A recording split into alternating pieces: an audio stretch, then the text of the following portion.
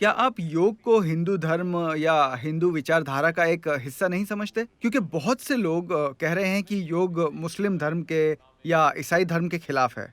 एकेश्वरवादी धर्मों में आप सिर्फ एक भगवान को ही पूजते हैं और योग उसका उल्टा है। देखिए, योग में किसी भी तरह की पूजा नहीं होती। वैसे भी मैं आपको बता दूं, ऐतिहासिक रूप से योग सभी धर्मों के आने के पहले से मौजूद है। ये 15,000 साल से अधिक पुराना है, जब आदि योगी ने पहले योग सूत्र दिए थे। 15,000 साल पहले इंसानों के लिए धर्म जैसी कोई चीज ही नहीं थी। उस समय उन्होंने समझाया कि इस इंसानी तंत्र को कैसे हम उच्चतम स्तर तक ले जा सकते हैं, ताकि एक ऐसा अनुभव पैदा हो। देखिए, खुश रहना अपने आप में कोई लक्ष्य नहीं है। अगर आप अपने खुद के स्वभाव से ही खुश हैं, तो इसका मतलब है कि आपके अंदर दुखी होने का डर चला गया है। जब दुखी होने का कोई डर नहीं हो, सिर्फ तभी आप अपने जीवन को पूरी तरह से जी पाएंगे। नहीं तो आप हमेशा आधा कदम ही बढ़ाएंगे। आप जिन्हें धर्म कह रहे हैं, वो ज्यादातर दुखी होने के डर का नाजायज फायदा उठा रहे हैं। तो योग उस बारे में नहीं है। यह आपको दुखी होने के डर से आजाद करता है। यह आपको किसी भी सत्ता के बंधन से मुक्त करता है। चाहे वो गुरु हो, कोई संगठन हो या भगवान हो, यह आपको उन सब से मुक्त करता है। तो इस मायने में आप कह रहे हैं कि योग हिंदू धर्म या हिंदू फिलॉसफी से भी पुराना है, ये 15,000 साल से अधिक पुराना है। सबसे पहले इसलिए इसे सीमाओं में नहीं बांधा जा सकता। नहीं, सबसे पहले हमें यह समझना होगा। क्या आप मुझे बता सकते हैं कि हिंदू फिलॉसफी क्या है?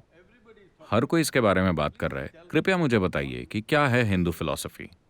यहाँ हजारों तरह की चीजें हो रही हैं, क्योंकि हिंदू एक भौगोलिक पहचान है। हिमालय और इंदु सागर, हिंद महासागर को पहले इसी नाम से जाना जाता था। इनके बीच की जो भूमि है, वो भूमि हिंदू है। तो जो भी इस भूमि पर पैदा हुआ वो हिंदू है। इस धरती पर पैदा हुआ केंचुआ भी एक हिंदू केंचुआ है। जब आप कहते हैं कि अफ्रीका में पैदा हुआ हाथी अफ्रीकी हाथी है, तो ये हिंदू केंचुआ क्यों नहीं है? क्योंकि अब आप राजनीतिक झमेलों में उलझ गए हैं और उस वजह से कहते हैं कि हिंदू का मतलब ये है वो है। नहीं, ये एक भौगोलिक पहचान है, क्योंकि हम लोगों को एहसास हो गया था इन भौगोलिक पहलुओं के बिना हम फल फूल नहीं सकते थे। हिमालय और हिंद महासागर के बिना। हाँ, इन दोनों चीजों ने हमारी रक्षा की। हम 5-6 हजार सालों से चैन की जिंदगी सिर्फ इन दोनों की वजह से ही जी रहे थे। तो हम इन दोनों को आदर की दृष्टि से देखने लगे। मैं आपके ही तर्क को आगे बढ़ाता हूँ। अगर कोई इंसान पाकिस्तान में पैदा हुआ है या नेपाल या बांग्लादेश या भूटान या श्रीलंका में या उत्तर प्रदेश में जन्मा कोई मुसलमान या केरल में पैदा हुआ कोई ईसाई, वो सभी हिंदू हैं। भौगोलिक दृष्टि से। ठीक है, पर जरूरी नहीं है कि। देखिए, सबसे पहले मुझे ये बताइए कि हिंदू धर्म या हिंदू फिलॉसफी क्या है? क्या आप जानते हैं? नहीं, इसीलिए तो मैं आपके पास आया हूँ। यही तो मैं कह रहा हूँ। ऐसा नहीं है कि सिर्फ आप नहीं जानते। सबसे बड़े विद्वान से पूछिए, क्या वो जानता है कि हिंदू फिलॉसफी क्या है? ऐसी कोई चीज ही नहीं है, क्योंकि ये एक ऐसी भूमि है जिसने हर तरह की फिलॉसफी को जन्म दिया है। हर तरह की। every kind, because this has always been a land of seekers, never a land of believers.